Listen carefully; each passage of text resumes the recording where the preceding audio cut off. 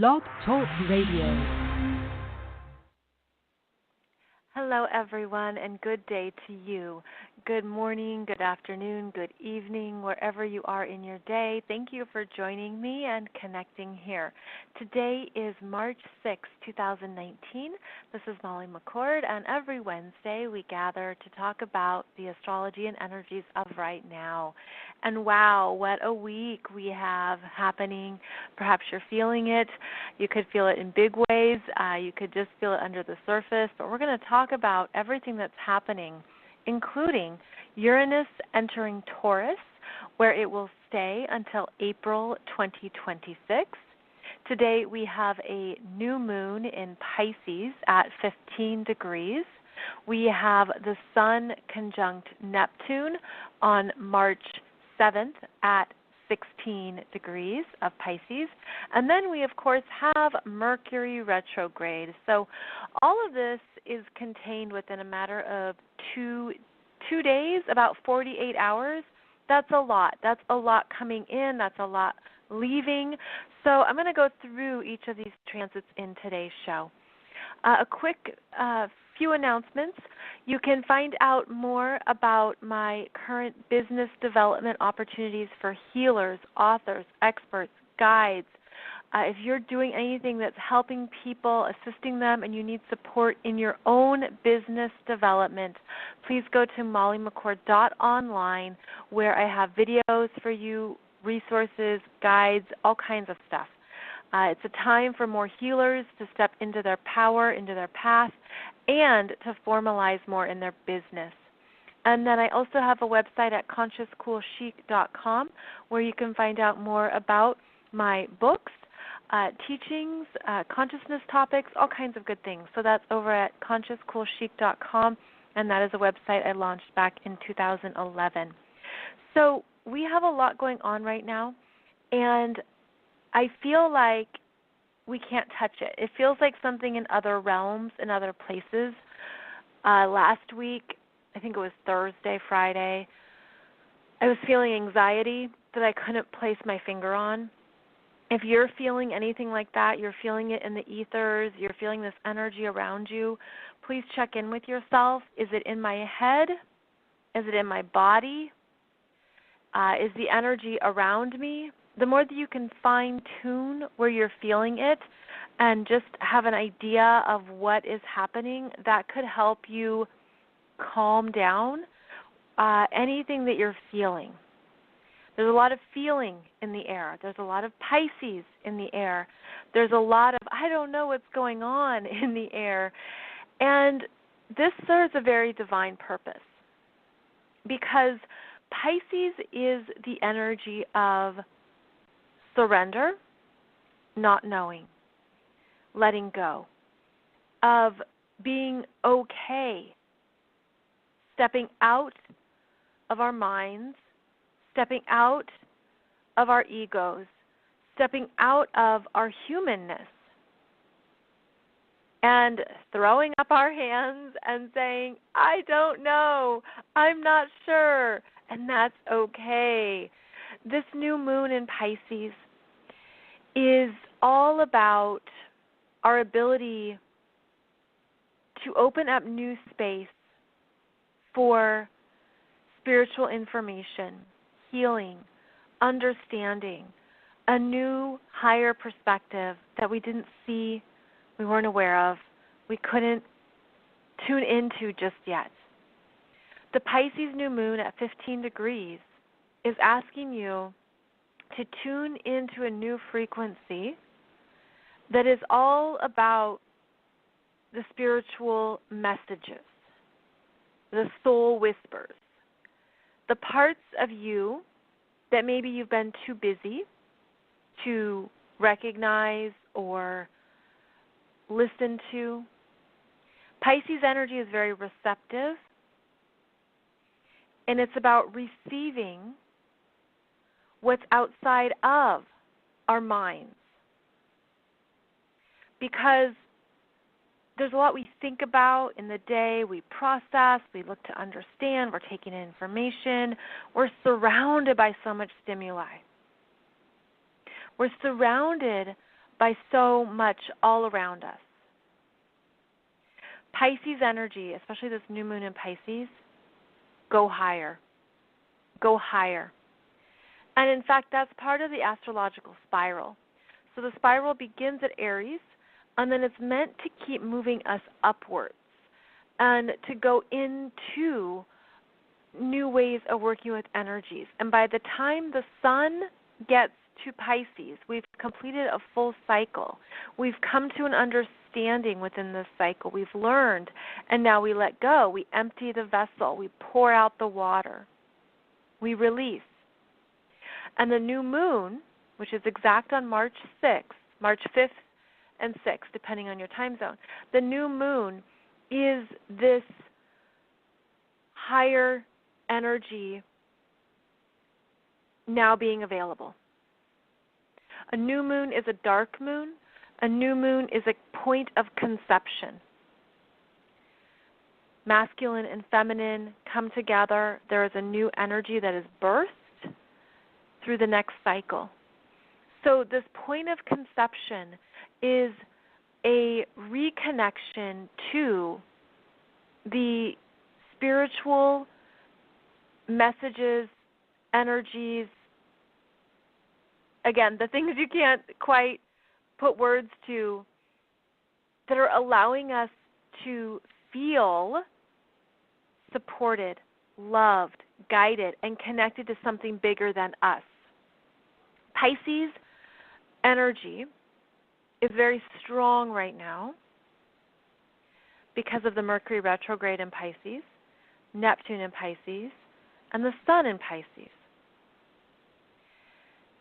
And during the new moon, the moon in Pisces.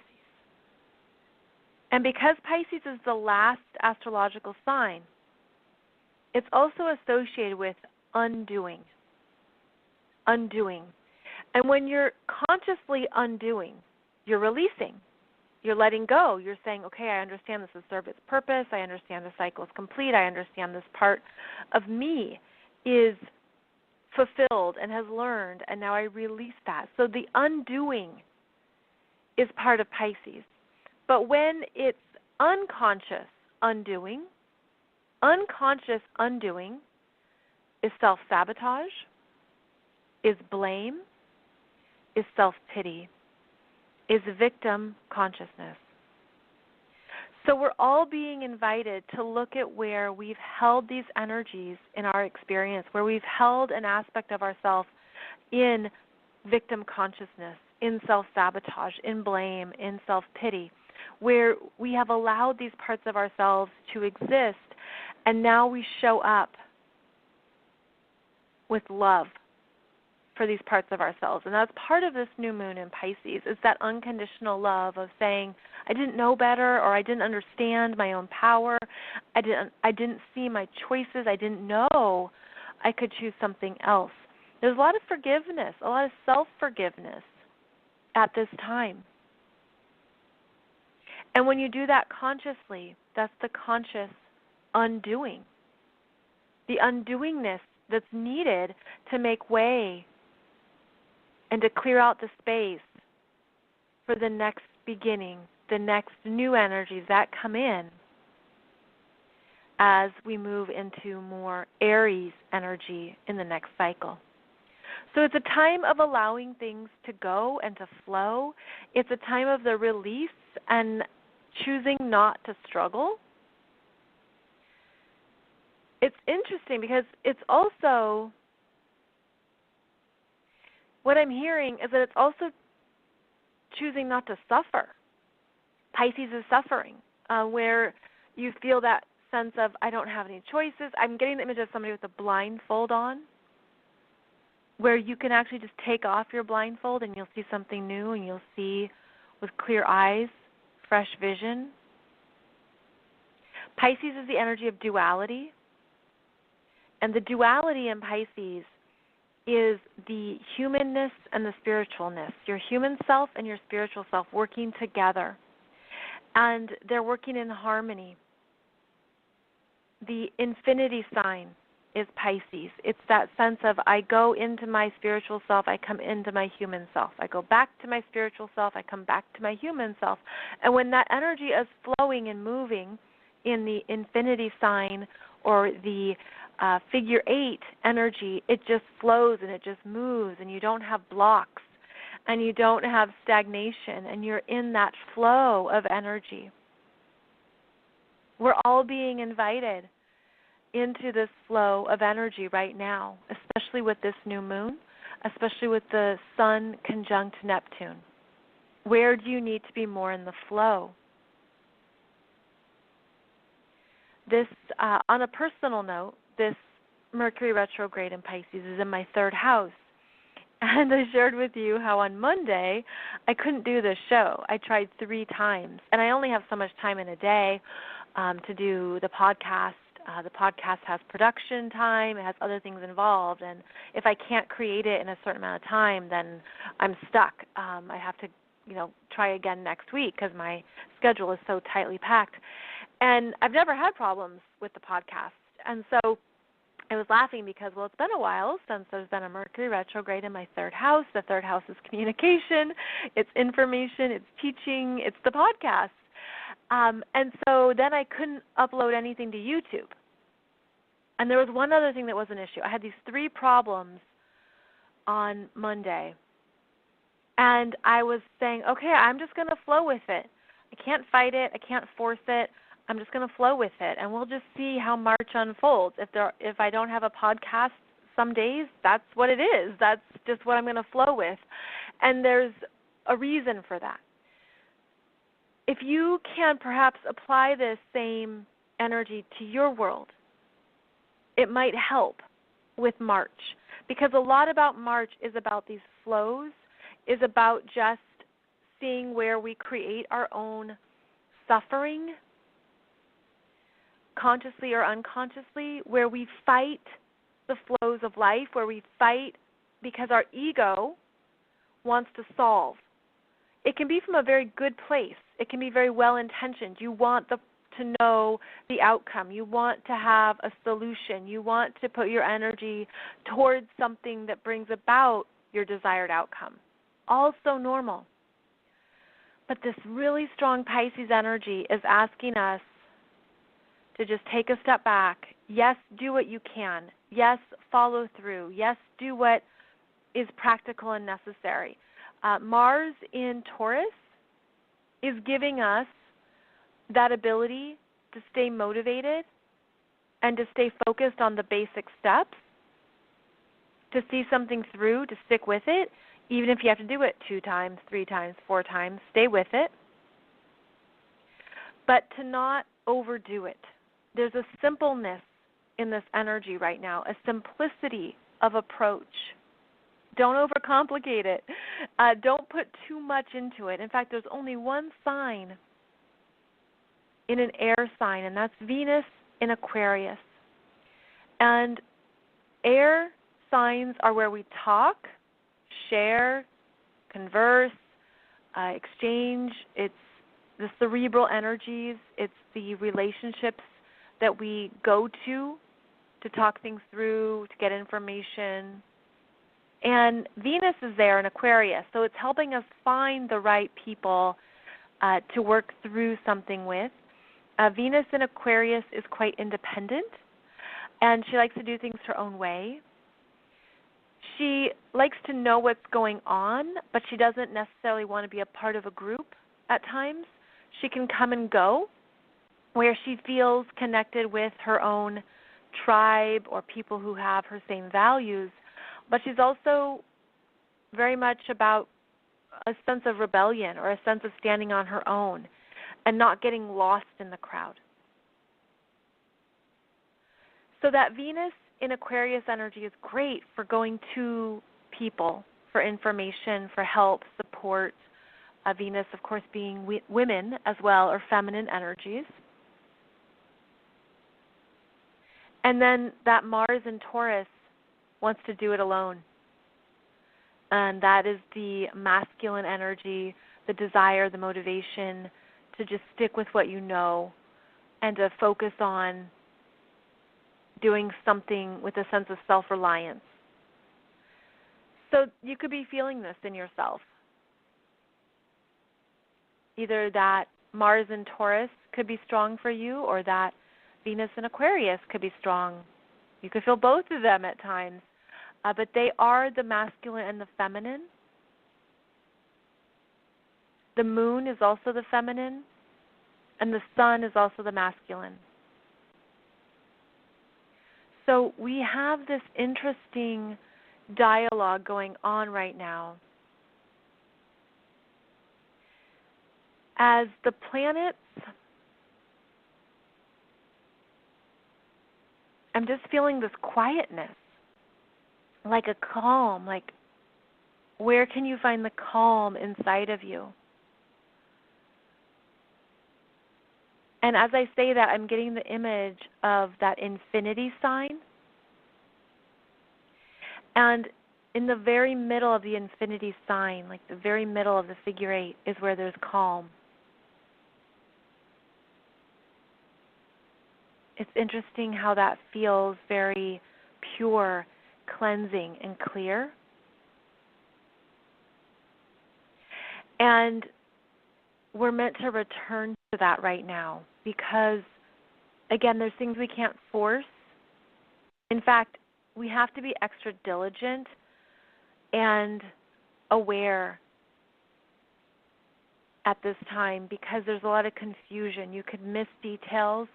You could miss the particulars. You could forget something at home. You write down the wrong address. The details are really fuzzy right now with this Mercury retrograde in Pisces. And you could feel like you're not thinking clearly as well. Pisces is everything we can't see. It's very imaginative. It can be incredibly intuitive and tuned into energies and aware of what's not being said as a strength.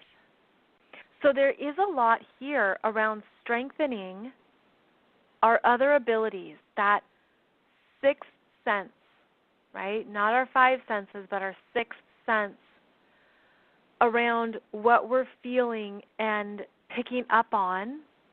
That is a message. That is something you're meant to receive and sit with during the retrograde, to sit with it so that you can understand that energy. It's a very receptive time, very quiet. And that,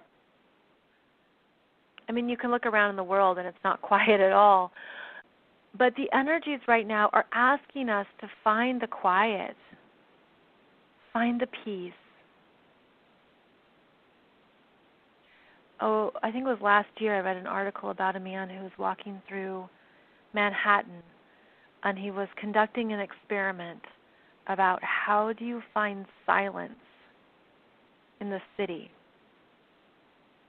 And it's an interesting question. And he was looking at all these different places where you could find silence. And yes, you could put on headphones, or you could be in a park late at night, where it's quiet, less hustle and bustle. But I thought it was an interesting thing to pursue because, again, in this day and age, all the stimuli, right? And all the ways we've trained ourselves to need our phones or need something outside of ourselves to engage us, to keep us thinking, to be aware of what's going on in the world. It can be frivolous or it can be meaningful. But silence and solitude are where we connect to more of who we really are. And how often do we make that a priority? Or how often do we seek that out? This is a time to seek out silence. And it's funny because even when you seek out silence, then it's like your own mind gets really loud and you start to hear everything in your head and everything you've been thinking, and that's okay. That's okay. Just let it flow. Let it flow. Don't put up the barriers or the fight or the shut it down. Just let it flow. Let things move through you right now. Let yourself write it out. Do what you need to do to let it flow. And you might hear more of your own brilliance as you do so. Again, the undoingness, undoing what's been ingrained in us, undoing these things that have consumed our attention or consumed our time. The Pisces is saying, let it go. Like, don't put all your energy into something. And I'm getting that image of a ball of yarn, and just let it unravel, and just let some things be complete and be done. And whatever is still meant for you will be clear. It will be clear. But there's this energy of the exhale, the release, the surrender, the sense of, I can trust that it's okay to let this flow away, and it can flow back. If it's truly meant for you, it will flow back. But where can you be in that place of not exerting too much energy or effort?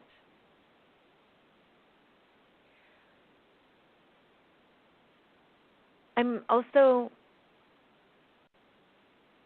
feeling how this shows up too through sickness and illness. Pisces is connected with things we don't see, including bacteria, viruses, what we share with each other that is unseen, so the common cold, the flu, and then even more serious diseases and illness. And it's a time of self-care, because sometimes when we're so busy doing, we have to come back to the body that needs a time of undoing, a time of rest, a time of quiet, and then you can get sick or have an illness that puts you on the sidelines so that you can quiet, rest, relax. It's about a balance.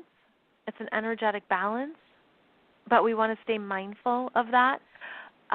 Pisces is also about drugs and what we do to escape the world, where we escape our responsibilities or where we're feeling too much pressure or burdened.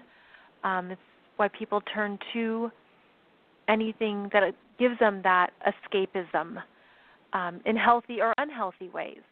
There's a full spectrum there. I was drawn to the astrology chart of Johnny Cash, who was a strong Pisces. Johnny Cash has his sun in the 12th house, sun in Pisces in the 12th house, and his Mars and Mercury are in Pisces in the 12th house, plus Pisces rising. So his creative ability, right, his ability to go to music was his escapism, and his ability to deal with the world. And his birthday is February 26, 1932. I would guess that Johnny Cash was very sensitive to energies and very aware of what was going on around him, and probably very, very psychic. And yet in his generation, during his time, that was not allowed. Even his upbringing, maybe that's something you would never discuss, you would never share. And he was also struggled with addiction throughout his life. His moon in Scorpio was in the 8th house. And he has a lot of water in his chart. He was a feeler. He was here to really experience things more intensely. And he had connections to other realms, to other places that came through his music. And he was very much about representing the outcasts, right? And the people, he gave a voice to the underdogs. He gave a voice, even his new style of music. But I just look at this chart and I think, you know, he was learning how, he didn't have the tools to cope with all of reality because he wasn't in reality. He had all this creativity and psychic ability and imagination, and thankfully he had music to create and direct his energy towards. But it's a great example of Pisces energy where you don't want to be in this world at times, and you even need other people to ground you, to support you, to help you deal with the responsibilities and just the details of living and what that means. So a very Piscean energy, this Johnny Cash, and very strong in his connection to something bigger than him, very emotional, very intuitive, and I believe that he brought forth more through his music than he ever could in any other form, meaning he was here to be this musician and to bring in something that allowed other people to go places with him, to escape reality, to get through their daily grind, to get through their work life and their responsibility. So just one example of this Pisces energy and how, you know, I don't judge people because especially when you see their astrology chart and you can say, okay, well, the alcohol was his escapism when life got really hard, and that doesn't mean that it validates the choices or that, you know, there's anything right or wrong about it. It's more about managing his own energy. And again, if he had had other tools, there would have been other ways to manage that energy differently. And again, thankfully there was music. So the Pisces energy that's so strong right now is asking us to stay aware of how we manage our escapism needs. I mean, it's as simple as, you know, Hollywood, celebrity, and fame is all Pisces energy. And how we go to watch movies, we go to watch TV shows, we go to watch entertainment to get out of our own lives or to take a break from reality or to look at something in a new way, to gather inspiration. So Hollywood is Pisces.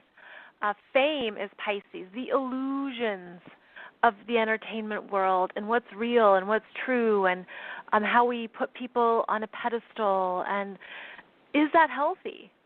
And is that healthy for the public? Is that healthy for that individual? No, and no, because we're all complex beings. We all have our humanness, right? And we all have the parts of ourselves that need to be improved, that need to be validated. We have our vulnerabilities and our weaknesses. And you put somebody on a pedestal, and that can feed the ego, but it can also feed the illusion. And it's not just Hollywood. It's everything that then plays into the illusions of fame, such as gossip magazines, where what's true, what is real here, what is information is true and what's false, what is salacious gossip that's really mean-spirited and harmful, and what's true. You can look at how even magazines are photoshopped and bodies haven't been represented accurately, right? You trim off a little of the thigh, you make the waist a little smaller, you add in the illusion of a six-pack of abs, or you add in the tanning and the body looks more toned. All of this is Pisces. Pisces is what's even real here. And so this brings up the back and forth between what is truth and what is illusion. And where you find those answers is more intuitive. Where you look at something and you just get that sense of this feels off. Something doesn't feel right here. Something doesn't feel like it's clicking and I can't quite put my finger on it. What is it? What is it? Malcolm Gladwell, the author, he's a Canadian author and public speaker, and he's written a number of books on various cool topics. I think they're cool, at least. And one of his books is called Blink. And in Blink, he talks about how there was a statue, an antique statue that was found. And the artists and experts were asked to look at this statue and to determine if it was authentic for the period in time that it was thought to be created. And I read this book a while ago, so I'm just trying to remember, all the specifics. But essentially, and I believe it was the first or second chapter, they're saying that you look at this sculpture, and it has everything that it should have. There's the checklist of the style, the technique, the materials, when it was crafted and created, and it's this should be, it was authentically made in this century. And people were using their mind, right, to go through the checklist and confirm that this was an accurate, authentic sculpture. Except it wasn't.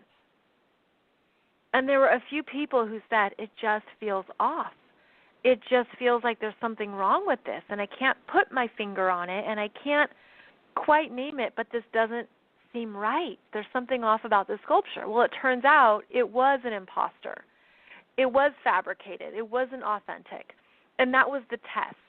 And so in the book Blink, it's really tapping into this intuitiveness. And it says Blink, it's all about how we think without thinking, about choices that we make in the blink of an eye that actually aren't as simple as they seem.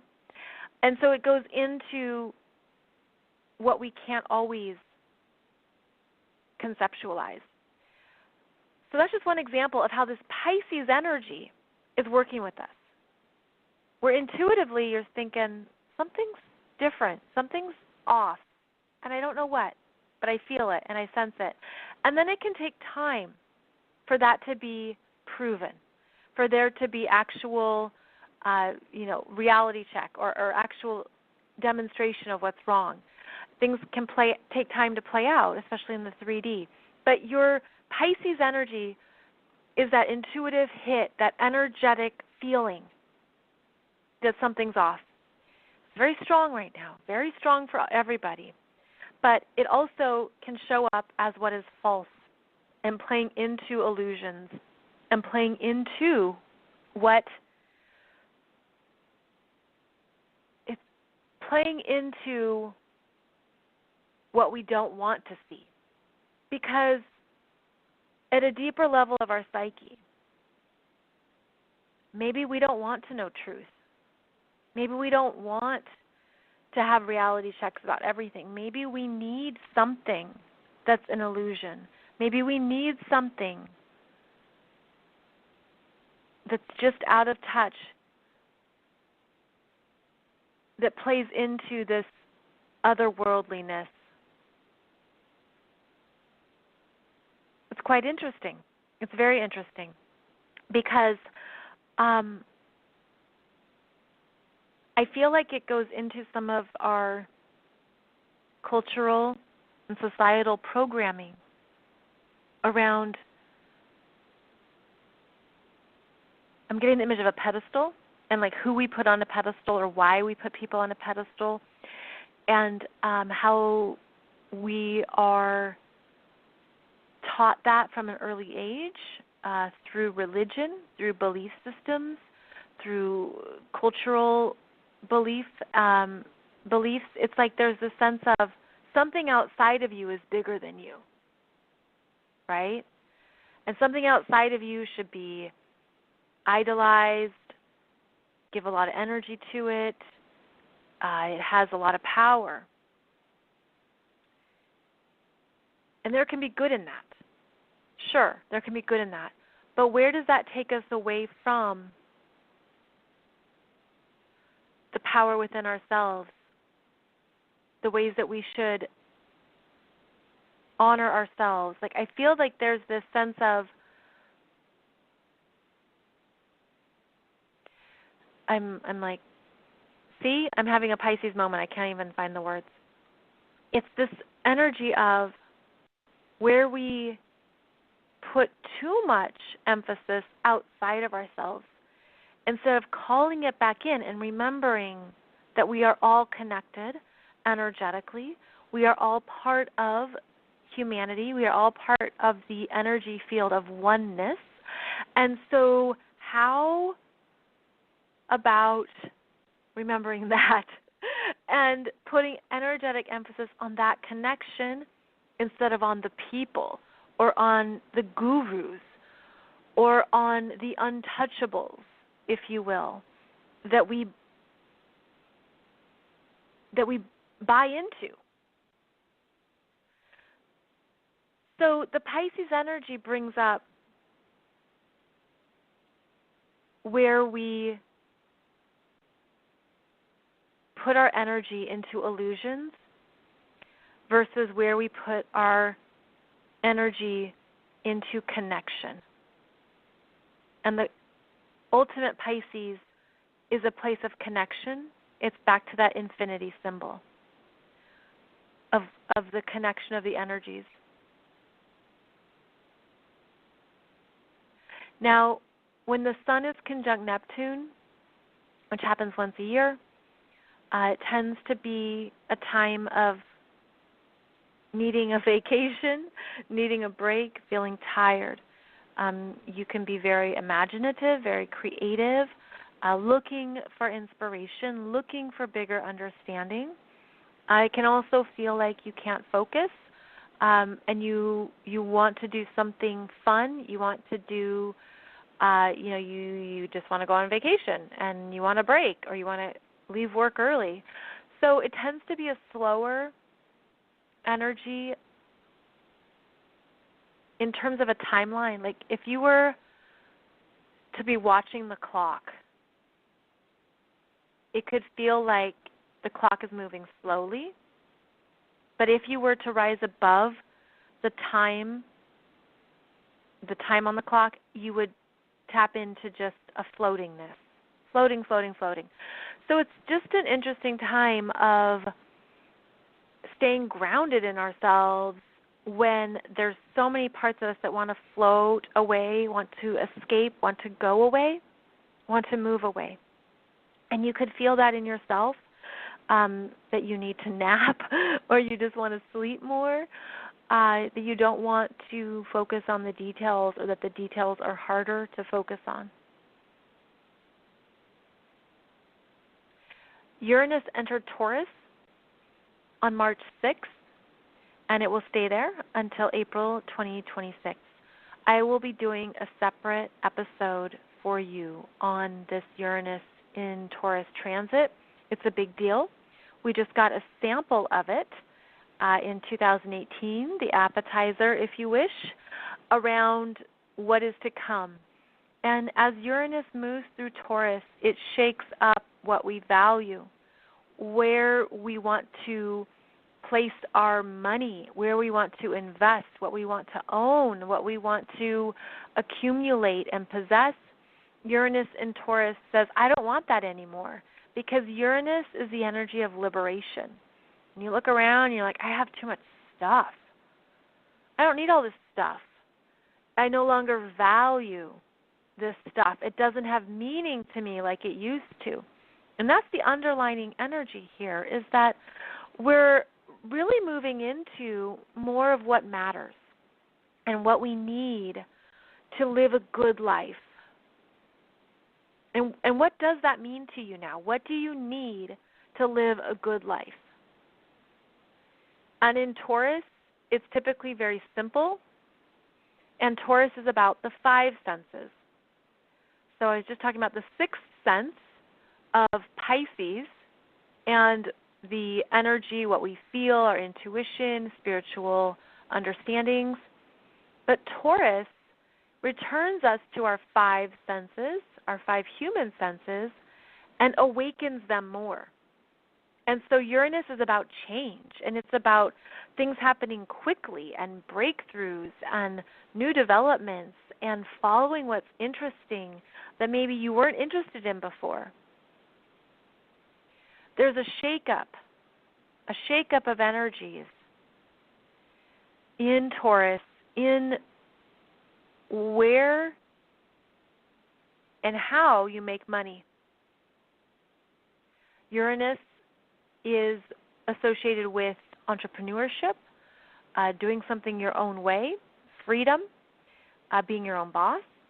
It's associated with anything innovative, metaphysical, science, technology, engineering, the way forward, the next innovation, the next developments. It's associated with virtual reality.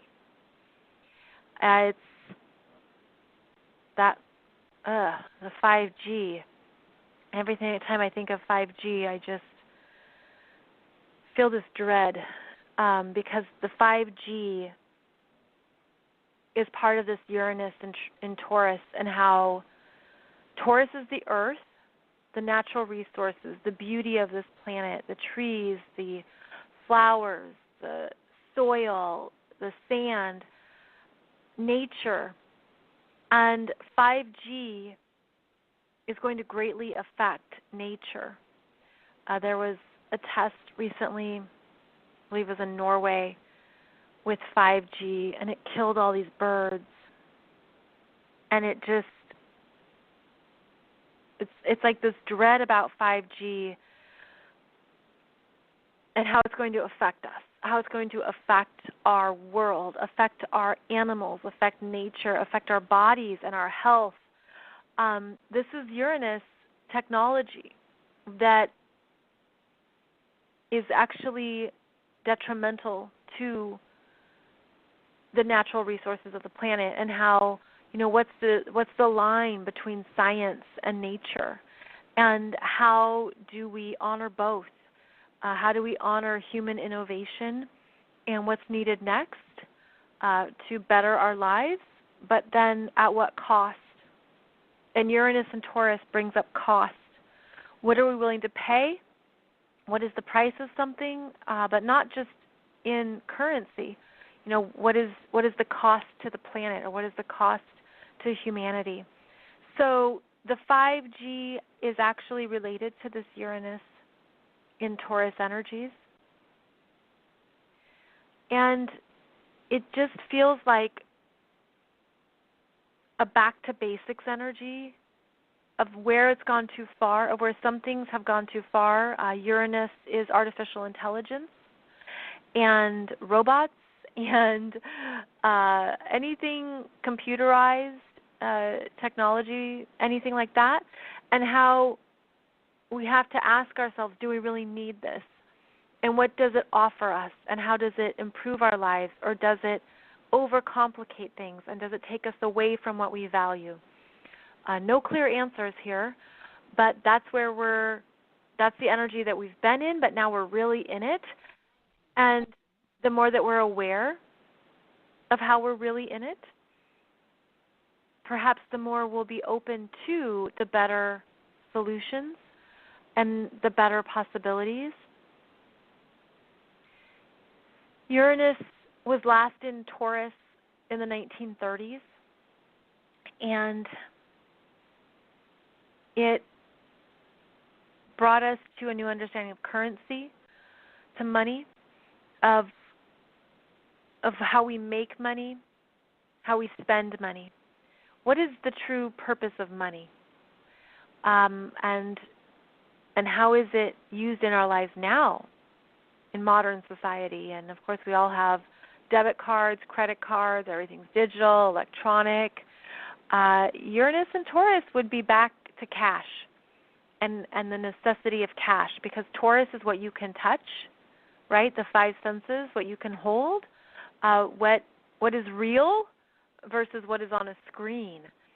So this back to basics is looking at the resources that we need, the physical resources that we need to live a good life, and that brings in agriculture and farming and how we feed ourselves, the actual food, where food comes from, the return to local environments, local communities for resources.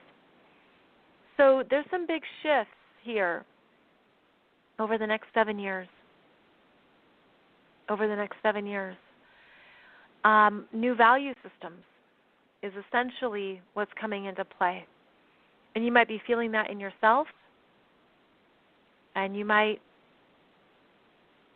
feel it coming up to your own consciousness around, what am I putting my energy towards that means something to me? So I will talk about this more on next Monday's show. And specifically, I'll go into how we are healing into wholeness, into a new sense of wholeness with Uranus entering Taurus. So, my friends, I'm going to see here if there's anything else I want to add before we end today's show. Only to take care of yourself, to find that silence or that solitude, to find that quiet within, and really focus on your sixth sense, your ability to listen to your intuition, to listen to your feelings and what's coming up, and to trust it, to really trust those messages even more. So there's a strengthening of our intuition and a strengthening of our spiritual gifts during this time in March. The sun will make a supportive sextile to Saturn at 18 degrees, and that will happen on Saturday. That's Saturday, March 9th. So that brings in something stable, clarity, a sense of priority and strength around what matters right now and what's needed.